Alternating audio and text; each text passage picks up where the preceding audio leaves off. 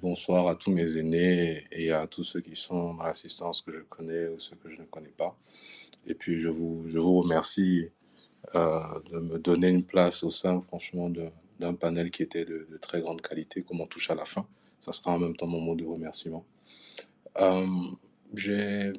je suis resté vraiment connecté, ne rien perdre des différentes interventions de tout le monde. Du coup, j'ai dû élaguer un peu ce que j'avais prévu de base. Et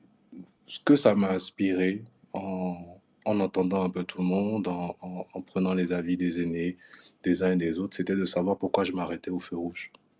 C'est-à-dire, je me lève, je prends ma voiture et je m'arrête au feu rouge. Et ce feu d'ailleurs est rouge, il n'est pas bleu, il n'est pas violet, et je m'arrête. Et il y a un moment, quand je reprends ma question telle que me l'a posée Maître Konaté, c'est de savoir le sens de certaines des actions qu'on prend et pourquoi on aurait le sens de ce space sur la construction de la démocratie. Est-ce que ce serait le régime naturel qui nous siérait à nous, Africains, à tous? Et pourquoi est-ce que nous nous dirigerions vers cette forme de gouvernance, ce mode de pouvoir? Euh, la première intervenante était intervenue en rappelant sur les principes que c'était le pouvoir du peuple, par le peuple et pour le peuple. Et je crois que la réflexion qu'on a sur le pourquoi et le sens de la démocratie, quand on prend un peu de recul et en observant sur le continent, c'est finalement le fait que ces principes directeurs-là qui devraient incarner ce mode de gouvernance n'est pas respecté dans la plupart des pays. Parce qu'il n'est pas respecté dans la plupart des pays, il crée une immense contradiction entre les valeurs et les principes qu'ils disent et la réalité de ce que peuvent observer les citoyens, surtout ceux qui ont la chance justement de pouvoir être formés, informés et qui se rendent compte non seulement des souffrances, des violences, des injustices que crée ce système. Quand on va aller même plus loin et se demander le sens et le pourquoi de ce régime politique, c'est de se dire que c'est un régime qui, ou même tout régime politique, ce qu'il attend des populations ou des citoyens, c'est une obéissance. C'est cette servitude. On revient souvent à ça. C'est également le fait d'avoir, pour les dirigeants, la légitimité parfaite qui leur permette de prendre les décisions pour la population. Et on se rend compte que l'aboutissement entre ce qui est demandé dans le contrat au peuple par rapport au fait d'accepter ce transfert donc du pouvoir qui lui appartient, de le donner à des représentants ou de le prêter temporairement à des représentants, se traduit par ensuite ces mêmes représentants des stratégies de conservation de ce pouvoir et des actions qui sont, a priori, si elles ne sont pas volontaires et exprès, ne se traduisent pas par une amélioration du bien-être des populations. Parce qu'en échange ce, de, ce, de cette soumission, l'échange devrait être le gain que peut en tirer la population. C'est un gain qui doit se traduire, comme a pu le dire certains des intervenants dans l'éducation, qui doit se traduire dans la disponibilité de biens matériels, mais c'est un gain aussi qui doit se traduire à divers degrés entre l'extérieur. Nous sommes les enfants d'un continent qui a été soumis et dominé par à la fois les mondes arabes et par l'Occident, et qui, à l'intérieur, est encore dominé par des élites qui prennent le pouvoir du peuple et en fait sont en totale exploitation de ces ressources qui sont communes, qui deviennent des ressources non pas communes, mais de privilégiés d'une élite qui se l'accapare par rapport à son action et ce qu'elle va faire. Et finalement, on se rend compte que les soubresauts qu'on a observés ces dernières années,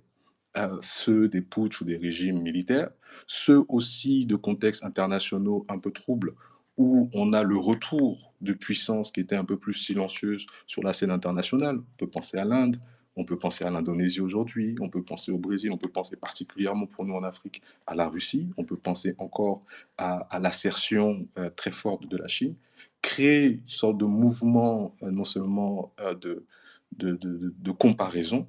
entre le sort de notre continent dans sa globalité et celui de ces autres nations-là qui aujourd'hui, non seulement satisfaites d'avoir réglé une partie de leurs besoins intérieurs, sont capables de se projeter et d'avoir un véritable pouvoir d'action sur l'extérieur.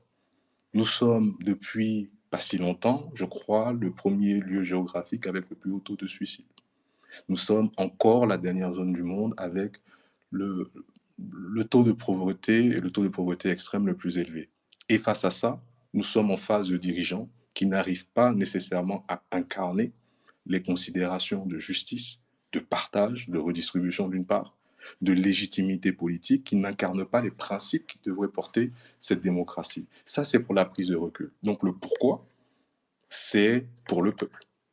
Et on peut s'interroger de se dire donc aujourd'hui qu'on n'a pas suffisamment de perspectives sur cette démocratie-là si elle n'est pas réformée, si elle n'est pas changée pour mieux correspondre à ce que vont souhaiter les populations. Et à cela, elle- cette difficulté, ou en tout cas cette contradiction, elle permet en fait aux démocrates de se tirer dans le pied, de jouer contre leur propre camp. La raison pour laquelle ils vont jouer contre leur propre camp, c'est que dans ces injustices qui sont créées, dans ces difficultés des régimes démocratiques, parce que ce sont des régimes qui, a priori, dans leur fonctionnement, vont se situer, vont se dérouler avec un pouvoir qui est partagé. On a certes des figures puissantes de chefs, mais on a des élites un peu massives qui peuvent se créer. Dans notre cas, un régime autoritaire, un régime qui est beaucoup plus incarné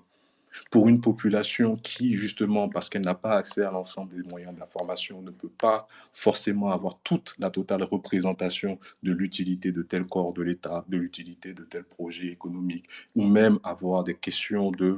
des questionnements sur la légitimité de certains niveaux de cercles économiques sur l'État, les ressources, les mines, etc., l'agriculture, les terres, on en vient à avoir finalement souhaité qu'il y ait des messies, des personnes qui puissent intervenir et en fait rétablir une certaine forme de justice pour les populations et pour les citoyens. C'est cela, je pense, qui est l'une des principales difficultés à mettre en perspective. C'est d'avoir finalement réussir à faire accoucher d'un système et d'institutions qui continuent d'œuvrer pour le peuple, maximiser leur bien-être et être capable de répondre aux défis non seulement d'avant, qui sont ceux qui restent que l'Afrique reste une terre d'intérêt pour des puissances étrangères, qui sont aussi qu'il faut continuer à pouvoir affermir et consolider les éléments de justice, et en même temps de pouvoir concilier les différents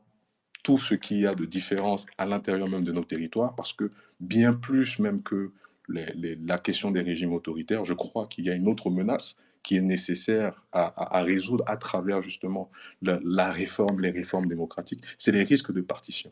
C'est les risques de partition que nous avons dans les pays arabes, avec le Sahara occidental, avec la Libye. C'est les risques de partition que nous avons dans le Sahel. C'est les risques de partition que nous avons dans les États d'Afrique centrale, dans les États d'Afrique de l'Est. Je crois que prendre en compte ces dangers et prendre en compte aussi les différentes solutions qui peuvent émerger de la part de non seulement des dirigeants, de la part aussi des modèles qui peuvent être régulièrement invoqués, qui vont être ceux des réussites des, des, des îlots de démocratie autour de nous. On peut parler peut-être du Cap-Vert, on peut parler des Seychelles, on peut parler du Botswana qu'on va régulièrement invoquer, peut-être reparler encore de l'Afrique du Sud. Mais ce sont des exemples qui permettent au moins de reprouver aux citoyens que sur notre continent, à divers degrés, à la fois en allant chercher dans notre histoire et dans notre présent, nous avons été capables et nous sommes capables de réussir la transition vers des régimes démocratiques. Cela ne doit pas être complaisant. Elle ne peut pas être complaisante vis-à-vis des élites, qu'elles soient politiques. Elle ne peut pas être complaisante vis-à-vis des élites qui sont religieuses. Elle ne peut pas être complaisante vis-à-vis des élites militaires, vis-à-vis des pouvoirs de l'argent, en sachant que justement dans un processus de démocratisation, il ne peut pas être fixe et nous allons arriver à des successions d'équilibres qui vont se faire sans heure. Au contraire, au fur et à mesure qu'on a des séparations et des redistributions comme ça du pouvoir, on peut s'attendre à ce que différents groupes d'intérêts qui ne sont pas forcément les plus vertueux possibles, s'attendent à pouvoir consolider des positions sur le pouvoir, ne pas vouloir revenir dans le jeu, de le redistribuer et de permettre qu'il y ait un meilleur fonctionnement non seulement des institutions. Pourquoi nous voulons arriver à un parangon et une euh, perfection démocratique, c'est parce que ce n'est que cette perfection que je pense, modestement, et peut nous sauver. Peut nous sauver sur le plan de réaliser les objectifs, parce que on voit que ce sont les régimes démocratiques, lorsqu'ils arrivent à incarner ces valeurs de partage, de redistribution, lorsqu'ils arrivent aussi à admettre les considérations sociales parmi les plus importantes, sont des régimes qui arrivent à être performants et satisfaire aux désirs de leur population. Lorsqu'ils ne remplissent pas le mandat, les régimes démocratiques qui ont été trahis, qui sont ceux des dictatures en cravate, ressemblent totalement au régime militaire. Ils sont peut-être plus souhaitables, peut-être qu'on va les apprécier de façon moins violente, mais il faut peut-être aussi, au niveau de nos élites, qu'elles soient intellectuelles, économiques, assumer le fait qu'une violence diffuse dans le quotidien ne va pas forcément être mieux qu'une violence radicale tout de suite, qui peut être considérée par une partie des populations comme des sacrifices nécessaires. Donc, par rapport à cette mise en perspective, je pense qu'il faut quand même pouvoir rappeler les principes et l'utilité des systèmes démocratiques, non seulement pour une question de performance, pour une question de transparence, pour une question de pouvoir aussi responsabiliser les dirigeants sur leur action et sur leur bilan, pour une capacité à pouvoir leur faire perdre le pouvoir et à terme de pouvoir de mieux en mieux favoriser l'éducation, non seulement des générations futures, permettre aussi et de se dire que c'est par la seule façon du nombre que nous allons pouvoir attaquer des défis de demain où les tensions sur les ressources vont être de plus en plus conséquentes, où nous avons besoin de consensus africain sur la gestion de ces ressources-là, et nous avons besoin aussi de calme et de force par rapport à des soubresauts sur des menaces autoritaires qui sont déjà présentes sur le continent. On peut penser par exemple aux groupes djihadistes qui nous menacent dans le Sahel, ou on peut penser aux groupes paramilitaires qu'il y a dans des zones d'Afrique centrale. Je crois que lorsque on finit de se dire ça, maître, je ne savais pas comment passer de la transition du constat, en y réfléchissant beaucoup, à celle de la proposition. En passant d'une part, en se disant, on a observé les problèmes, on est conscient des difficultés qui sont devant nous, mais comment est-ce qu'on pourrait en finalement sortir de nos propres corps, proposer des réformes qui soient engageantes, des réformes qui soient satisfaisantes aussi pour les populations et qui permettent néanmoins de garder un fonctionnement qui soit optimal. Je crois que derrière la question de la démocratie, celle qui se pose pour la plupart des pays africains, c'est aussi celle de la réussite de la centralisation administrative, de la bureaucratie, de la technocratie, de tout ce qui est des corps sociaux, de tout ce qui est du syndicalisme, etc. etc. Et là-dedans, je n'avais pas forcément de choses, j'ai envie de dire, intelligentes ou au niveau de ce panel. Néanmoins, je ne suis pas en train d'éliminer les décisions les plus, quelques propositions que j'allais quand même mettre sur la table. Je crois qu'il faut pouvoir jouer sur des affichages, mais jouer aussi sur des mesures un peu fortes qui vont permettre aussi de pouvoir mieux légitimer tout ce qui est des institutions démocratiques et des périmètres de son fonctionnement à l'intérieur des différents corps sociaux. Que ce soit la question des femmes, la question des représentations au niveau de la jeunesse, la question des pouvoirs traditionnels, la question même des confréries, la question des autorités religieuses, voire celle des chefs de guerre. Et de pouvoir avoir aussi cette façon, je pense vraiment, euh, euh, peut-être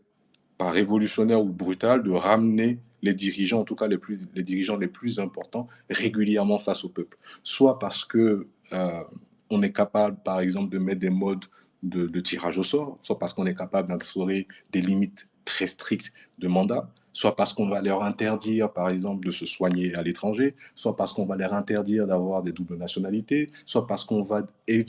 permettre de les révoquer, d'avoir des outils comme le référendum de mieux en mieux utilisés, mais l'ensemble des outils qui sont utilisés avec succès dans notre pays, qui permettent de renforcer le sentiment démocratique et de sentir en réalité que l'État n'est pas le jouet de quelques-uns et en réalité la chose de tous, doivent être accueillis avec, je pense, énormément de considération et doivent être ce sur quoi on puisse se réunir pour bâtir pour l'avenir. En sachant pertinemment que la question de trouver la synthèse d'un modèle qui soit africain, c'est une question qui est nécessaire parce que on sent et les populations sentent que l'outil, ou en tout cas l'idée démocratique, sert d'outil de domination extérieure vis-à-vis nous-mêmes de nos propres modes de gestion. On voit régulièrement nos dirigeants dans des assemblées internationales, sur tout ce qui est des politiques de gouvernance, sur ce qui est des sujets qui vont toucher au climat, qui vont toucher aux emprunts, à la dette, être en fait beaucoup mieux en dialogue vis-à-vis d'organisations extérieures qui vont l'être vis-à-vis de leur peuple et vis-à-vis de leurs responsabilités face à ce peuple. Et donc, cette synthèse-là, elle est nécessaire pour pouvoir, en fait, ramener tout le monde, je pense, à la maison et à la raison par rapport au futur. Donc, qu'est-ce qu'il en est de possibilités de développement alternatifs? Je crois beaucoup aux organisations régionales. Je pense, comme disaient les propos, par exemple, du doyen Mex Sommet tout à l'heure, que si nous ne nous rassemblons pas, nous sommes bien sûr beaucoup plus menacés